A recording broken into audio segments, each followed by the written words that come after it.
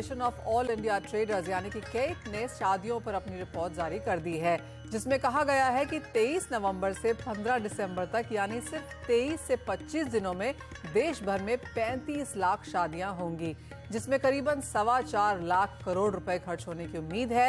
ऐसे में देश में ज्वेलरी का बाजार कितना तैयार है, कैसी है डिमांड, कैसे हैं डिजाइन्स और क्या कुछ एक्सपेक्टेशंस हैं, कितने कारोबार की उम्मीद है, इस पर बात करने के लिए हमारे साथ हैं इंडिया बुलियन ज्वेलर्स एसोसिएशन के सेक्रेटरी सुरेंद्र मेहता। साथ ही जुड़ेंगी लाला जुगल किशोर ज्वेलर की डायरेक्टर तानिया रस्तोगी। हमारे साथ है एसएसजे फाइनेंस के प्रियांक उपाध्याय और पृथ्वी फिनमार्ट के मनोज जैन भी। लेकिन शुरुआत पहले इस केट की रिपोर्ट के साथ कर लेते हैं। और मुझे याद है लास्ट ईयर भी हमने इसके बारे में बात की थी और इस बार bigger, better, broader, big fat wedding की तैयारी फिर से शुरू हो गई है। और माना यह जाता है कि जहां तक कपड़े हैं, घर को पेंट कराना, केटरिंग और ज्वेलरी, ये सबसे बड़ी कैटेगराइजेशन यहां पर देखने को मिलती हैं।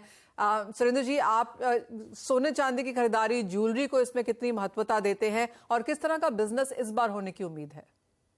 देखिए, जहां तक भारतीय बाजारों का सवाल है, शादी का मतलब ही ज्वेलरी खरीदना, कपड़े खरीदना होता है। और खास तौर पे महिलाओं के लिए तो ये अति आवश्यक है, क्योंकि हमारे देश में ये ट्रेंड है और पैशन भी है महिलाओं के बीच में। और आजकल तो मेल डोमिनेटेड ज्वेलरी भी बहुत सारी बनने लगी है। तो ये मैं आपको एक छोटा सा आंकड़ा देता हूं कि हम लोग सालाना लगभग 800 टन के आसपास गोल्ड का कंजम्पशन करते हैं। तो हर महीने लगभग 40,000 करोड़ रुपए की तो ज्वेलरी खरीदी जाती है, इसमें कोई दो राय नहीं है। और शादियों के सीजन में इसमें जरूर इजाफा होता है और लगभग ये इजाफा 30% से 40% का होगा।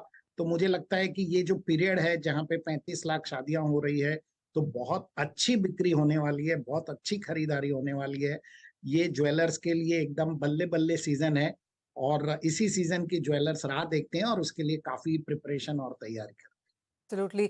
Just to get the numbers right, Surendra ji, आपने कहा कि 40,000 करोड़ पर मंथ का स्पेंड होता है ज्वेलरी सेक्टर के लिए।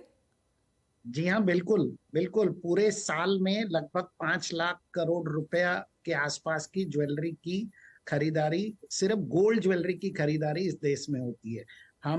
हम लगभग 800 टन सोना कंज्यूम करते हैं, प्लस स्क्रैप सोना सब मिला के 1,000 टन सोना कंज्यूम करते हैं। तो 1,000 टन सोना लगभग 6 लाख करोड़ रुपए का होता है।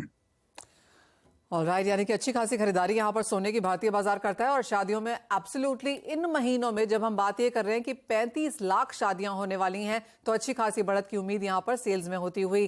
तानिया, आप कैसे देखती हैं इन नंबर्स को? और जैसे सुरेंद्र जी कह रहे थे, काफी बल्ले बल्ले वाला टाइम है ये यहाँ पर। और जी हाँ, केटरिंग का एक अपना काम होता है, लोग घर पेंट कराते हैं, ज्वेलरी खरीदते हैं, लेकिन सबसे ज्यादा जो महंगा इसमें पोर्शन है वो यहाँ पर ज्वेलरी के नाम जाता है।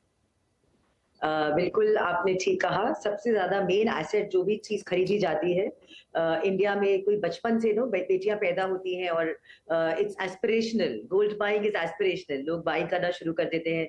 हमारे यहाँ कितने लोग आते हैं, आप जितना जो फैमिली ज्वेलर्स होंगे, आप सबके यहाँ जाके पूछेंगे कि लोग बचपन अपने कितने कितने सालों से पैसे जमा कराने लगते हैं कि भाई एक तरह से आपका इनफॉर्मल सा गोल्ड वॉल्ट बन गया है कि बेटी बड़ी होगी तो शादी पे लगेगा।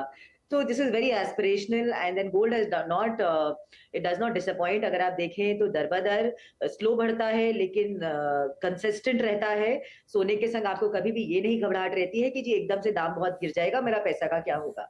तो that is a very safe haven asset value. And India में everyone likes to they don't trust banks so easily, they don't trust other people so easily, but they trust the gold that they're wearing or they have it.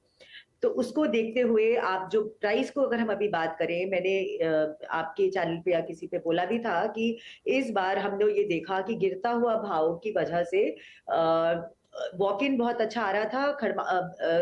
जो season के पहले का खड़मास होता है, जब तारा डूबा हुआ होता है, जिसपे कभी हम लोग सेल नहीं देखते हैं, इस बार काफी वॉक इन थी, क्योंकि काफी सबको एक क्यूरियोसिटी थी कि कहीं भाव सीजन आते आते बढ़ ना जाए, और जो कि हुआ, जो कि अभी हल्का बढ़ा। पर आपके चैनल से मैं ये बोलना चाहूंगी कि देखिए तो बहुत उतार चढ़ाव आएगा इस समय, क्योंकि दोनों अपोजिंग फैक्टर्स हैं, जियोपॉलिटिकल भी है, लेकिन उधर की तरफ यूएस सील्स बड़ी है। थर्सडे को एक स्पीच है फेड की चेयरमैन की, जिसकी वजह से भी काफी इफेक्ट आता है। तो इस टाइम पर कंफ्यूज नहीं हुए। गोइंग फॉरवर्ड लॉन्ग टर्म में तो सोना बहुत सेफ हेवन है, बहुत सेफ श्योर शॉट है। नॉट ज्यादा देर की वेट नहीं है, 2024 का ही तक का वेट कर ले। जितना डिप आए उतने में बाय जरूर करें और catch hold of the good rates. Absolutely. और